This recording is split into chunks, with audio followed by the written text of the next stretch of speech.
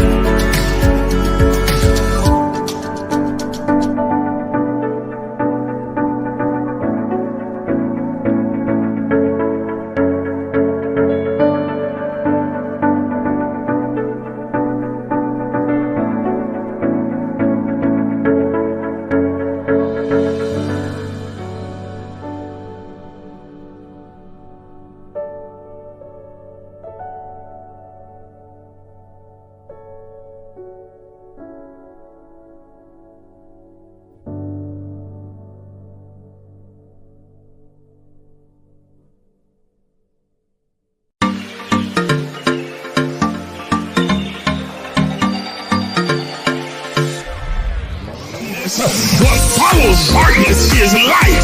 That darkness is the indicator that light is getting ready to shine. So there it is in Genesis, when darkness was upon the face of the deep, and God in the spirit form moved upon the face of the waters, and then God said, let there be. Because darkness precedes the light. Are you understanding what I'm saying? But he needs the darkness there so that God can move upon the face of the deep, so that the shift can take place. Listen, look at your neighbor and tell your neighbor that shift take place in the darkness. Oh, God, y'all didn't hear what I just said. Everybody's not going to see the shift that's happening. They see the chaos, but they don't see the shift. They see all the craziness going on in your life, but they don't understand that underneath the darkness, God is moving in secret. He's moving in quiet. He's moving in the hidden places. He's moving in the cracks and the corners and the crevices. He's moving in places that you cannot see. And when the light comes, they're going to see a new order.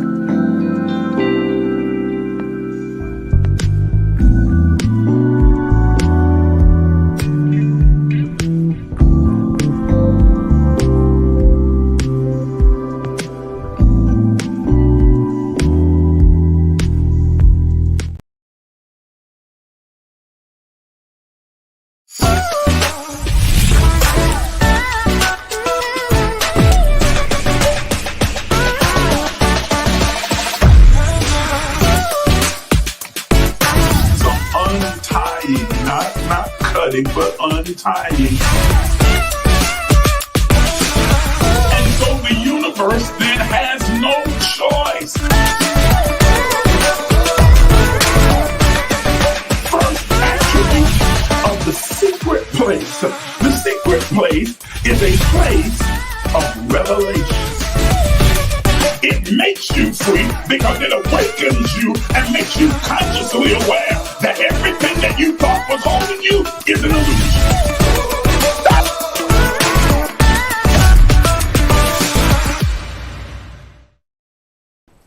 Good evening, everybody. Good evening, and welcome to our evening empowerment session. This is the Emerge movement, where we're empowering you with everything that you need in order to be able to matriculate through this three-dimensional world on your journey towards spiritual wholeness. I'm your host, Isaac J. Miles, a senior, and I am so glad that you have chosen to be with us tonight and to be a part of this live conversation. Good evening to all of you. Good evening, good evening. Good to see all of you that are on with us tonight. I am excited that you are here. We only have a short amount of time, so I want to get right into it. We'll ask you to go ahead and tag and share with as many people as you can, or well, you really don't have to. If you don't want to do that tonight, that's okay, but you can tag and share, post it on your page or anything else along those lines. You will notice that in the description above that our topic for tonight has shifted a bit, changed a little bit, and that is out of necessity, and I'll talk more about that a little bit later on.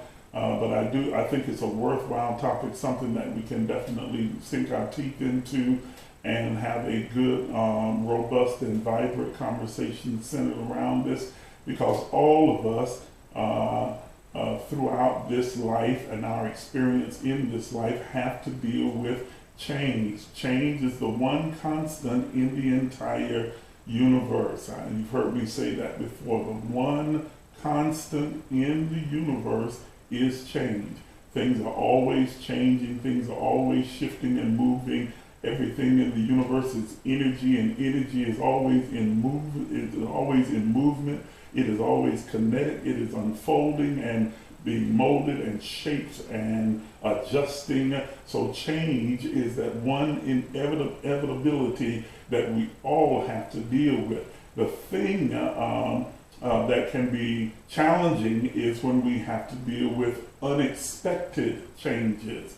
When a sudden change takes place, an unexpected change takes place, when something changes or shifts and there's a drastic change or upheaval, twist or turn in your life that is unexpected, that you weren't looking for. It seems to come out of nowhere, although really most things don't come out of nowhere. There are always little red flags and warnings and signs along the way, but we tend to ignore them because we're so focused on what's right in front of us that we might not pay attention to them. But it feels like it comes out of nowhere. It feels like it's just happening all of a sudden. And if you're not careful, well, not even if you are careful, it will catch you off guard.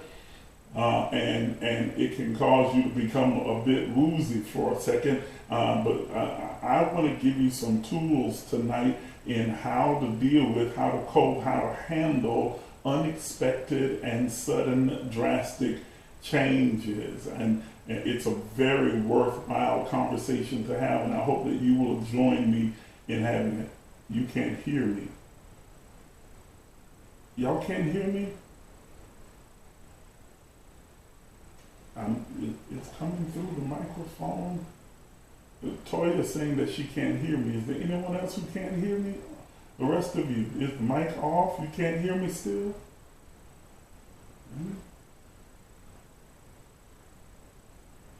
Uh-oh.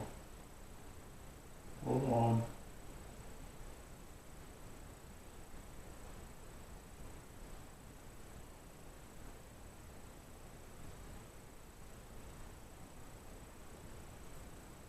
One, two, three. It's working on this end. I don't understand. 1, 2, 3, 4. Oh, hold on. 1, 2. Can you hear me now? Can you hear me now? Can the rest of you hear me? Are you able to hear me now? Okay, Toya says that's it. What about you, Kiwi? Can you hear me? Okay. Had to make a little minor adjustment here and in the studio real quick. All right, so everybody can hear me now, right? I just went and you hear me clearly. Okay. I'm reading the comments.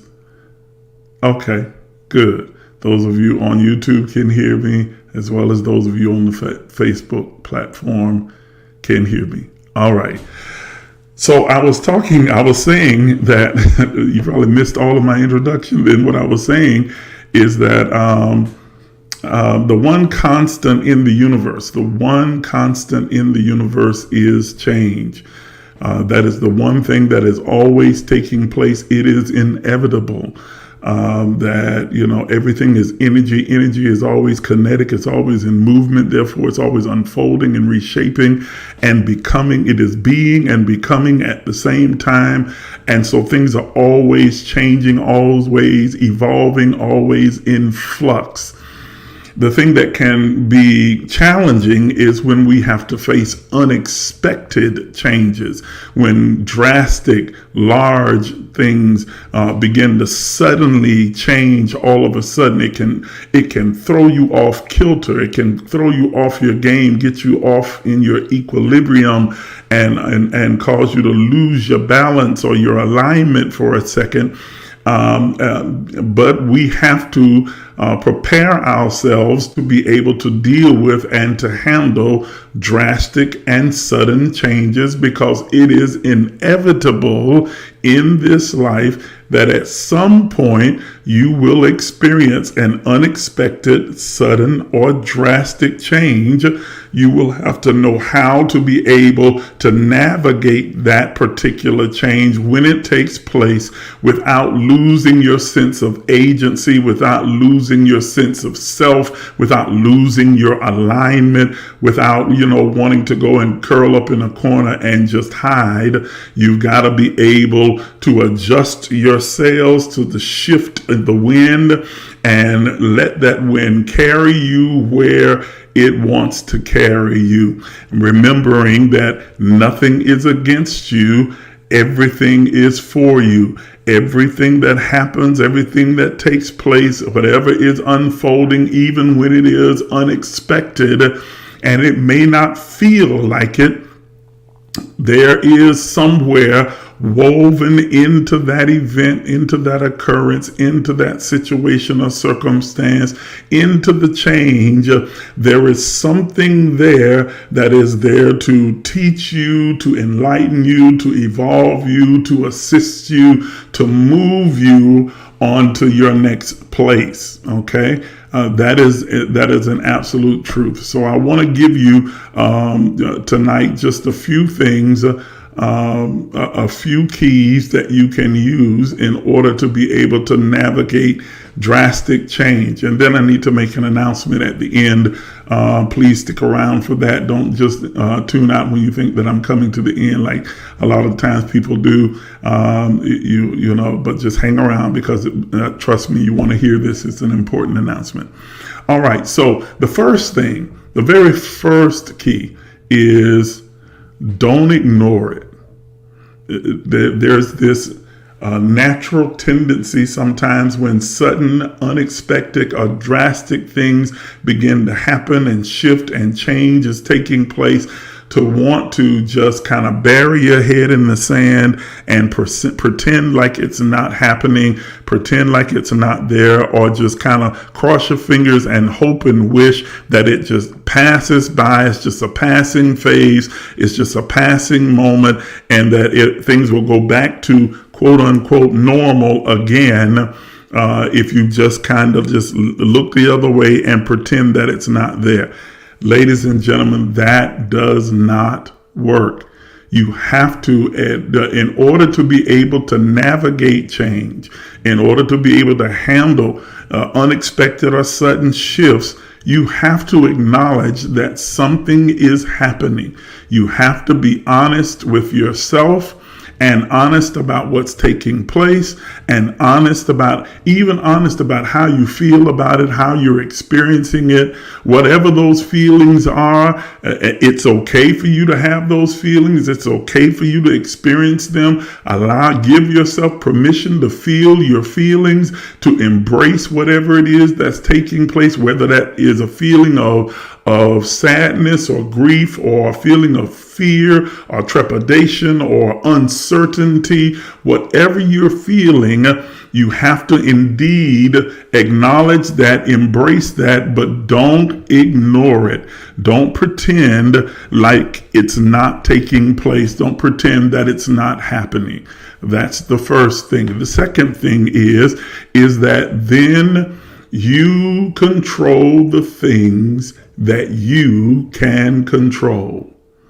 When sudden, drastic, and unexpected change takes place, when things begin to drastically and unexpectedly shift in your life, many times there are a shift in the tide, a change in your reality or your experience that involves some things and some people that you have absolutely no control over. You can't just, make something or someone or anything be whatever it is that you choose for it to be. You can only control how you respond to it, how you handle it, how you process it, how you choose to perceive it, how you choose to navigate through it. So control the things that you can control without stressing about the things that you cannot control. Are you understanding what I'm saying? You have to control the things that you can control without stressing, worrying, being frustrated, aggravated, angry about the things. Thank you. Theresa says your prophetic anointing is so on point because I'm going through this right now. You and me both. So, we're in alignment. We're definitely in alignment. So, instead of stressing about it and wrestling and fighting with things that you cannot change, you have to acknowledge that it's happening and take control of the things that you can control. You can control how you respond. You can control how you perceive it. You can control what your choices and your behavior is going to be. You cannot control another person. You absolutely cannot. Thank you. Kayla says same. See, so I guess we're all on the same page. All things. Okay. You cannot control how another person acts or responds or feel. You can't make somebody think or feel or behave in a certain way. You cannot. It's like you've heard me say before, everybody is responsible for themselves. Nobody can make you mad, and nobody can make you happy. Nobody can make you angry. You have to choose to be those things and to allow yourself to do that. You can't make somebody love you. You can't make someone care. You can't make someone stay or go. You can't make a job, decide that, well, all right, we're laying off. You can't make them keep you on as an employee. You can't make them pay you a certain salary. You understand what I'm saying? So you have to choose then to control what you can and not stress about what you cannot. Are you understanding what I'm saying? To control the things that you can control. You can control how you respond. You can control what your choices and decisions are going to be. You can control how you perceive it, how you process it. You can control whether you're going to be angry or upset or stressed or grieved, or you can control all of that. And those are the things that you focus on. What is it that is still in your control? What is it that you can handle, that you can do something about, that is solely your responsibility? So don't ignore it, and then control the things that you can and not without stressing about the things that you cannot. Number 3, find the positive. Remember that we've said before, and I said it earlier, everything and everyone is for you. Nothing is against you. Life is not happening to you. Life is happening for you. All things are somehow interconnected and woven together in the fabric of your life to ultimately bring you a presentation of good. It doesn't always look good, feel good, seem good, can't hardly see the good at the moment, but you have to know rather that there is some good that will come out of it. And then you have to start to look for the good. Find something positive. Well, how are you telling me to find something positive and I just lost my job? They just laid me off. Well, okay, you can't change that. Remember, handle the things that you can change, control the things you can, but you can't control that right there. You don't pretend like it didn't happen, but look at the good. Here is an opportunity and a possibility for you to pursue something else, something greater, something bigger, maybe to tap into another part of your creativity, maybe to find a better place to apply your skills that is more productive, that will bring more out of you, maybe to tap into a level of creativity within you that is way beyond what you had even began to imagine. I see your comment, Kayla. Kayla says, Lord, you're always so spot on because I needed to hear this. Look at that. Look at God, man. I'm telling you. Okay. So, look for the good, look for the silver lining. And I know that sounds a little bit cliche and almost a bit corny. But with every dark cloud, there is a silver lining, and we've understood that darkness and that darkness and when things are dark are not a negative. That God moves and shifts things around in the dark. You are nocturnal as well as a light bearer. You are a nocturnal being as well. So you know how to navigate the darkness. You're not afraid of the darkness. But in that, look for those silver linings. Look for the breadcrumbs that you've left yourself in your pre-incarnate state, those pre-sent moments that are there to show you a pathway and a trail toward what's next. And that can be challenging. You may not see what's next. You may not know what's next. As a matter of fact, what's right in front of you may look absolutely devastating and bleak and empty. You may be like, man, I got nothing. I got nowhere to go. I got nowhere to turn to. I don't know what I'm going to do next. Calm yourself, still yourself, quiet yourself, and just look for the breadcrumbs because they're there somewhere. You just have to locate them. Look for the silver lining. Look for the good. Look for the positive.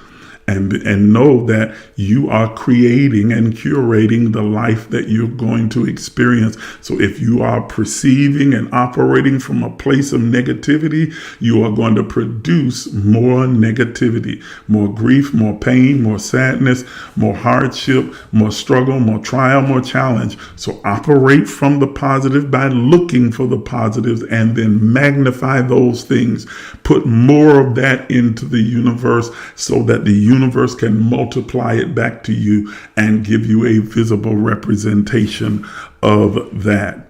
This brings me to the next one. I think this is 1, 2, 3. Number 4, be kind to yourself. Be the tendency when you are experiencing drastic, sudden change. And I'm talking from experience because I know what I'm talking about, and many of you can relate as well, is that you begin to start to beat yourself up, and somehow you want to blame yourself for what's taking place. And you say, well, maybe if I had done this, maybe if I hadn't done this, maybe if I had said this, maybe if I hadn't said this, maybe if I had thought this way or behaved this way, maybe if I hadn't behaved this way or thought this way, maybe I should have did, maybe I should, maybe I could, maybe I would. And so you start blaming yourself, and you start having these overwhelming feelings of guilt and shame, and that weighs on you like a shackle, like a burden, like a weight. It's just pulling you down, and it shuts off your creativity, and it begins to smother your light, because you are choking the life out of yourself, because you are beating yourself up about something that you had absolutely no control over. Are you hearing what I'm saying? You control the things that you can. The things you can't beat yourself up and beat yourself down and feel bad about yourself and be upset with yourself and angry with yourself and denigrate yourself because of something that's happened that you don't have control over. Someone decides that they're going to release you from the job. You can't sit there and beat yourself up because they made a choice that was best for them and their company and their bottom line. You can't sit there and beat yourself up because that's not going to cause them to change their mind anyway. All it's going to do is make you feel bad and extend the time that you're going to have in trying to navigate your way through it. You cannot sit there and beat yourself up about it. Don't beat yourself up about anything. And even if you have made some bad choices, bad decisions in the past, some decisions that didn't serve you well, that were, in error, maybe it was a mistake, you got to forgive yourself, release yourself, and then move forward. You can't keep riding the guilt train and beating yourself up about something that happened yesterday or last week or last year or 20 years ago or 100 years ago. Well, nobody's 100 years old, but you understand what I'm saying. Okay, you have to wash it off, shake it off, and let it go. I did a sermon back in my younger days. It was back when I was doing the 3 points in a poem.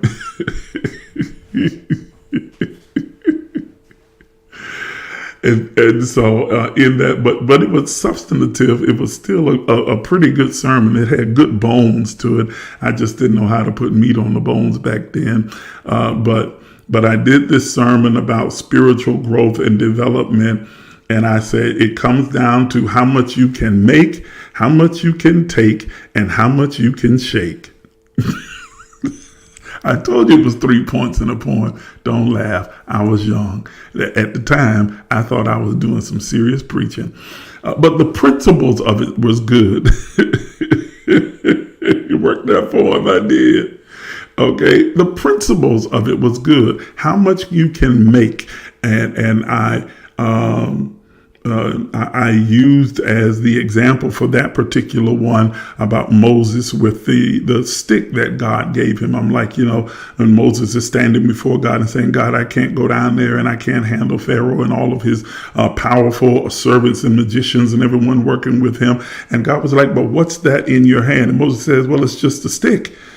And God says to Moses, no, but you take that stick and throw it on the ground. And when he threw it on the ground, behold, all of a sudden, magically, the stick was alive and it became a larger serpent. And then he picked it back up and it turned back into the stick. And what God was saying to Moses is that use what I've already put in your hand. What can you make with what I've already given you? That was number one. How much can you make? How much can you take? Example that I used in the second one was that about playing football. I was a real big football advocate and fan at the time and had been a football player and talked about how we used to play bull in the ring, where one guy would be in the middle and be surrounded by other players, and then you had to find a way to run through and break out of the circle, and they would hit you as hard as they could, and sometimes you'd get knocked down by the players because you're trying to get out, but you had to get up and keep going and keep hitting and keep running until you could finally break through that line. How much can you take? And why each time you got hit in that circle, the coach would say, well, you want to quit? You had enough? You want to quit? You want to quit? And all to see if you would just give up, all to see if you had enough heart to stay in there and keep fighting until you broke through.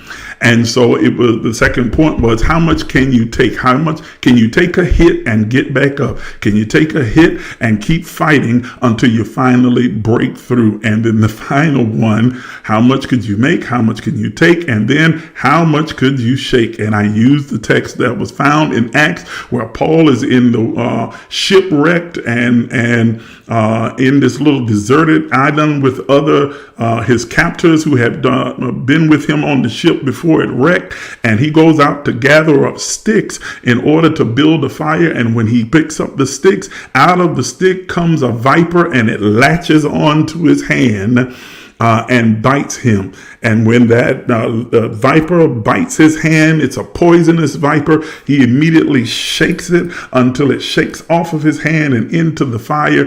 All the guards and people who were there with him were looking and waiting to see if he would swell up and die. But of course, he didn't swell up and die, because he was able to shake off what had bitten him and what was supposed to poison him and continue to live. And I said, how much can you shake? Because sometimes life is going to bite you. Sometimes you're going to get bitten by things that will fill your system with a poison that is supposed to cause you to die, that's supposed to take you out, that's supposed to kill you, that's supposed to stop you, that's supposed to make you give up. But you have to learn how to shake it off and just keep moving. And so that's what I'm saying. I said all of that to get to about finding the positive, that you've got to in life be able to shake certain things off. You cannot stop certain things from happening. You cannot keep the unexpected and the unplanned from happening. You cannot stop some drastic, dramatic, unknown and unexpected shifts from taking place. But you gotta learn that after you have dealt with the initial shock of being bitten, how to shake it off and keep moving forward. Okay? That's what you have to do, which brings me to the next thing. After being kind to yourself, find a positive way of dealing with your stress. You got to find, if you bottle it up, if you try and press it down, if you try and pretend like it's not there, it's going to eventually build up and you're going to explode. It's going to come through one way or the other. Either your blood pressure is going to go up, or you're going to start having some other kind of sicknesses or ailments, or you find yourself lashing out and angry at people who don't deserve it and being mean and nasty to them. Y'all not hearing what I'm saying? Or you find in some way it's going to look for a place to express itself. So you have to find a way to shake it off and deal with your stress in a positive way. Whatever that is for you, whether it's, playing the piano. I used to use the piano as a way of releasing stress. I don't play anymore. Believe it or not, Kiwi, I rarely play anymore. Kiwi met me back in the days when I was a musician and I was playing a lot and writing songs and stuff like that. I haven't played in so long until I wonder if I even know how to play anymore. But I used to use that as a stress reliever, or I would play video games when that came out. I'd play John Madden for hours. My kids could tell you about that, man. I would play and play and play and play until I felt better. Find a way of dealing with the stress in a positive manner, Okay, don't drink yourself into a stupor. There's nothing wrong with drinking, but don't use drinking as a way of masking and medicating your stress. Nothing wrong with firing up a blunt if that's what you want to do, but don't use a drug in order to mask and escape your stress. Find a positive way, a positive outlet, a positive outlet for it. Hey, Bree, glad you made it. Okay. You said, I don't know why you talking bad about that sermon. Yeah, it was, girl, that was a kindergarten sermon. I could probably work it now, but that was the 3 points in a poem, and then I grabbed my ear and, what are you doing?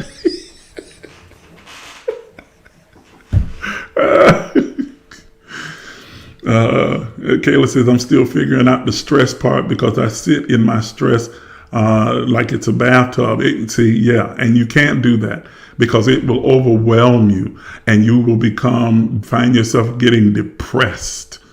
You cannot do that. Find an outlet, whatever that happens to be for you, but find a way to release that stress in a way that's positive.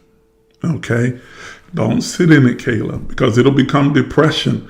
It'll become oppression, and you're walking around sad and broken, and then that hinders your ability to think and be creative and to move forward, and takes away from your bright personality. You're one of the brightest, kindest, sweetest young ladies on the planet. Don't let anything rob you of that. That you brighten up the room just because of how sweet and kind you are. Okay? Kiwi says, I don't know. You don't know why. What? You don't know why what? You lost me on that one. Put it in the comments because I don't know what you're talking about right there. You don't know. I don't know why. Oh, Bree says, sorry she's late. Well, you're here. Glad you're here. Glad you're here. Hey, Steph, Lord, I haven't seen you in God knows how long. Hey.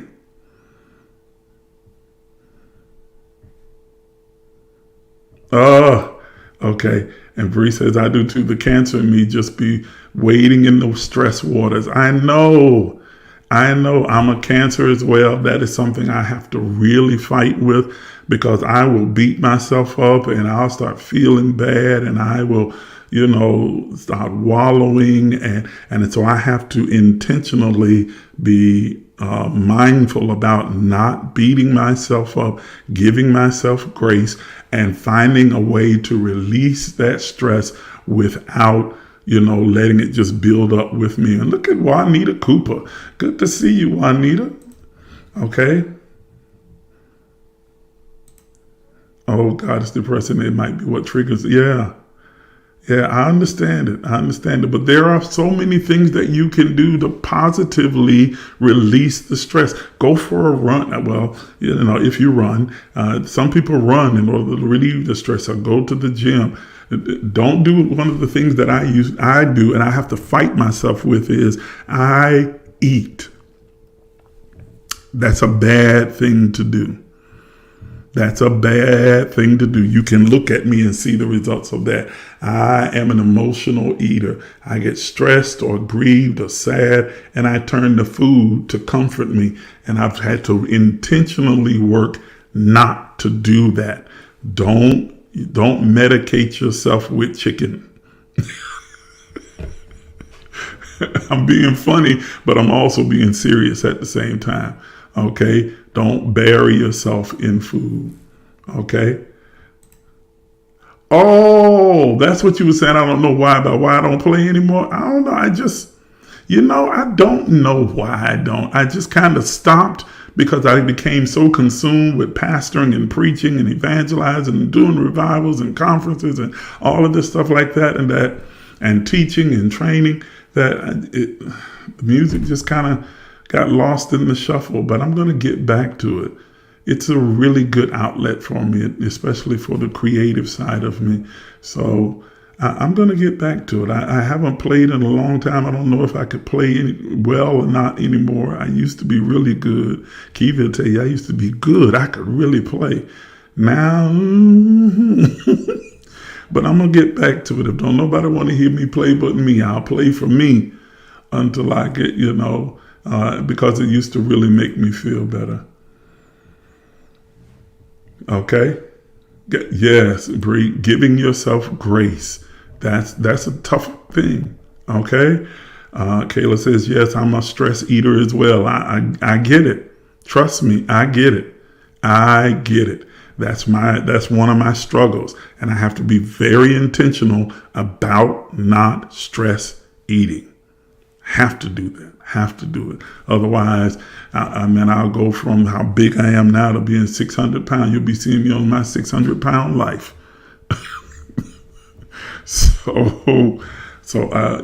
But find something positive that you can do. Writing is a good thing. If you like to write, sit down and write poetry, write a song, write music, write a story, write a book, but find a positive way to be able to relieve that. Okay? Steph says, me too. I have to control myself. Chicken is my weakness. Chicken and chocolate chips for me. Chocolate chips, Lord have mercy. If I have chocolate chips anywhere in the vicinity, they are going down my mouth. I'm going to eat them, especially in stressful situations. So I have to stay away from cookies, away from the cookie aisle. Don't even have cookies around me, because if I have those chocolate chips there, man, it's going to be trouble. Okay. Kiwi says, man, you could write some songs. I'm coming back. I am. Maybe this is exactly what I needed to jumpstart me back into the music again. I am. Oh, y'all on that fried chicken thing? Yeah, me too, girl. I could eat fried chicken every single day and never get tired of it. Okay. You remember that? That's from way back. Yes. That's a song I wrote years ago. And I taught it to them when I was playing for them in Lodi. Y'all ain't never heard of Lodi before, but it's a little place in Florida. Lodi, Florida. Lodi. Yes, old of being his. Oh my goodness. Okay. All right. Yes, Bree, I love chocolate chips. Lord have mercy. Ikadayadabosia.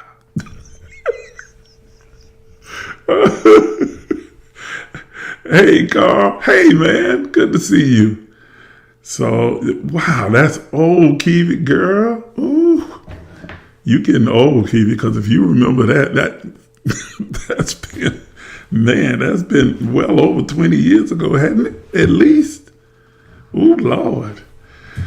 Okay, but yeah, find a positive way to release your stress. And then finally, the last thing. Okay, remember that, you don't want to ignore it. You want to control the things that you can control without worrying and stressing about what you can't control. Find positives in the change. Look for the silver lining. Be kind to yourself. Forgive yourself. Don't beat yourself up. Find positive ways of dealing with the stress. Lord have mercy. It's a classic, huh? Yeah, it is. And then finally, here's the final one. Don't be afraid to ask for help. If you're going through a dramatic, sudden, unexpected change and you find that it's becoming overwhelming, don't be afraid to ask for help. Talk to someone. Please listen to me. Talk to someone. Don't let it become depression. Don't let it become all of these other crazy thoughts and ideas. Talk to someone, whether it's a friend, a confidant, or a professional counselor, a pastor, a leader, a trusted friend, but talk to someone. Everyone needs to have someone in their life that you can talk to, that you can go to. Don't ever feel like there's nobody you can call, nobody, and that I don't want to bother nobody. People that love you are not bothered by you. And believe it or not, there are people that love you. Even though you may not feel like it, there are things that can happen that can make you feel very isolated and alone. But that is just a feeling and a thought conjured in your mind. There are people that absolutely love you and that are waiting, that will be there for you if you give them the opportunity. Don't be afraid. Don't be too prideful to ask for help. Don't suffer in silence. Don't struggle alone when you can talk to someone, when you can reach out for assistance. Don't be afraid to ask for help. Okay? And even if there's no one that you know that you can call or turn to, there are professionals that you can call and turn to. Heck, you can reach out to me. You may not know me. Many of you on here do know me personally. Others of you don't, but you can. My inbox is always open. You can reach out to me. It is never a bother. I am always here. There are professional lines that you can call. You can call and talk to someone, people who are willing to listen without judgment, without all of the other crazy rigmarole. But you have to be willing to let people in and let them help you. If you feel yourself getting overwhelmed, if you feel yourself getting to the place where it's more than you can mentally, emotionally, or physically handle, don't be afraid to ask for help. But lay pride to the side. If the shift or the change means that you're going to be in an unadvantageous position and you need assistance, one of the worst things that you can do is to have so much pride that you're unwilling to ask for help. When I used to pastor this church in Fitzgerald, Antioch, we had a food bank there. And one of the things that used to bug me and bother me sometimes, we helped and fed so many people throughout the community, people that never came to the church, never fellowshiped there, even people who talked bad about the church, bad about me, and everything else. But they were, whenever we opened that food bank, they would be in line and getting their food. Yet we had people right there in the church who needed help and wouldn't ask, wouldn't come to the food bank, or wouldn't come and say, well, I need help.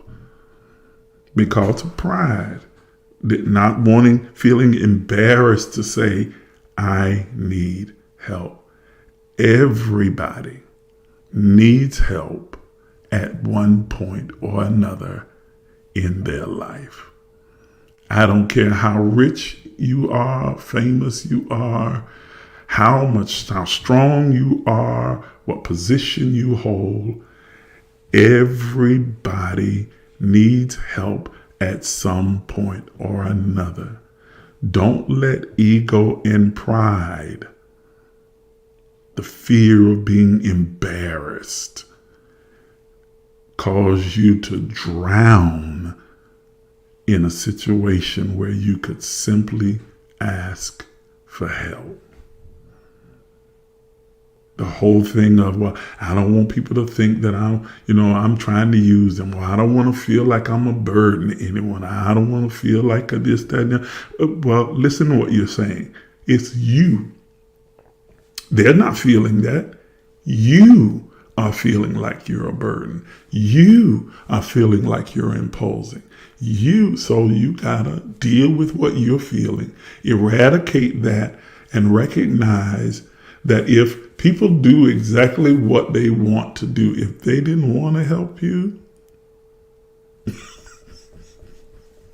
please understand, they would not help you. Okay? So, okay, I see all these comments. Let me go back. All right. Oh, and look, Kayla said exactly what I just got through saying. She says, I just hate feeling like a burden. But that's you feeling that. I guarantee that they don't feel the same way. She said, Bree says, people that love you are not bothered by you. And that is true. That is true. She said, I felt that. But it's true. People that actually love you, they're not bothered by you. They don't feel like you're an imposition. They enjoy your company. They want you around. They want to be able to be there and talk to you. They enjoy being able to help. They are ready and willing to do so because they love you. Okay? And while you might not feel like there's anyone that loves you, that's a lie. There are people that love you. You may not see it, you may not understand it, you may not feel it even, but you just have to know that there are people that love you. Okay? Teresa says, when you are always the one that's always encouraging other people, they don't think that you need encouragement. Yeah, but you do. Everyone needs encouragement. I've said this before, and I'll say it again publicly, that I am grateful every day for Toya Coffee and Diana Clemens, because without fail, sometimes I can be going through the most stressful or painful or feeling at my lowest, and out of the blue, without warning, I haven't said anything, and a text will pop up on my phone from one or both of them. It's like they just are in tune, and they'll, send this long, encouraging text that just brightens me, lifts my burden, and makes me feel so good.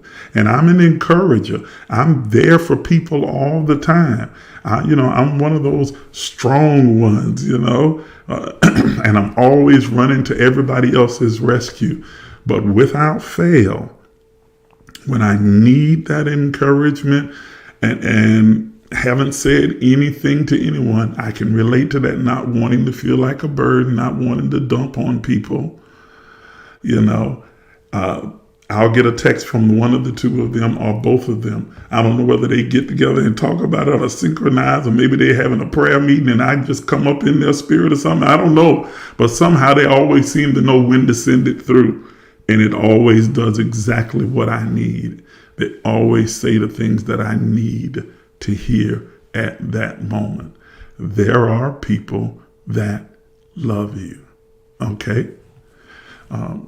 Next comment here. See, Juanita says, even when you're being successful, change can still be very overwhelming. Yes, it can.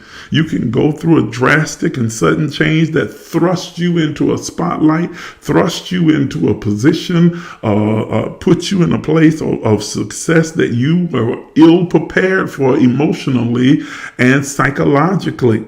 And so you can use these same things, these same principles to be able to navigate that kind of change. It can happen just like that. And suddenly there came a sound from heaven. Okay? All right. Those are all the comments right there. So don't be afraid. Don't be afraid to ask for help and allow people to help you. I had to call one of my best friends today and talk to him and ask him for some help and say, I'm going to need X, Y, Z. And without question, that's one of the reasons why I love him so much. I can call Michael Acree at the drop of a hat and say X, Y, Z, Z, Z, Y. And without question, without conversation, without even knowing anything, he doesn't need to know. He'll simply say, okay, what you need? I got you. Okay. Just tell me when, tell me what I need to do. I got you. That there are people that love you. And so you can't be so prideful, so full of ego that you are afraid to ask for help. You find yourself all of a sudden in this position where you are responsible. It's what you wanted. It's what you've been waiting for, what you prayed for. But now you're there. And it's like, well, I don't want to let anybody to think that I don't know what I'm doing. So you don't want to ask anybody for help. Man, are you crazy? Ask for help. Okay? Never be afraid to ask for help. All right. So very quickly, when something happens unexpected change takes place, first, don't ignore it. Don't pretend like it's not there. Take your head out of the sand.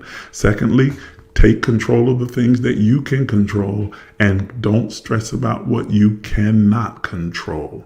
Third, find the positive in the change. Look for the silver lining. Fourth, be kind to yourself. Give yourself grace. Don't beat yourself up. Number 5, find positive ways of releasing the stress. Find a way to be able to release that stress and outlet that's positive. And then finally, if you need to ask for help, ask for help. Don't be afraid to ask for help. Now, by no means am I saying that this is the end all and be all for navigating unexpected change, but I guarantee you if you employ those simple 6 principles, it will help you and aid you and assist you greatly as you matriculate through this nexus of change that's taking place right now in your life. And it seems that this message was so on point because so many are experiencing right now change and upheaval.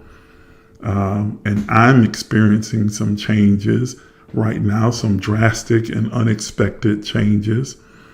And so that brings me to my announcement as a result of some drastic changes that are taking place. Our empowerment sessions are going to cease. They're not going to cease forever, but they are going to cease for a while I navigate through this change. I've got to find my footing and navigate my way through it, but I will come out on the other side of it and we'll get back together again. I don't know how long it's going to be before I come back on again, but I will be back. Okay? I'm going to come off social media, so I won't be on Facebook or YouTube or Instagram or any of the other places. The videos and all of that will still be there, and you can watch videos and do whatever and go over the other lessons again and glean from that. But I personally will not be there. I've got to give all of my attention to what I'm facing right now and deal with that. I don't want you to worry about me, to be upset about me. Pray for me, love me, send good energy my way. I appreciate all of that. But don't worry, don't stress, don't be overly concerned and anything else like that. I'm going to be just fine. And I will be back with you as soon as I possibly can. So I'm going to be saying goodbye for right now, but I'll be saying see you later for right now, not goodbye. And I will see you as soon as I possibly can. Okay? Thank you again for joining me. I appreciate each and every single one of you. I love you. You mean the world to me, and I look forward to the day that we're going to be able to gather together again and have another conscious conversation. You guys have a wonderful night, and I'll see you soon.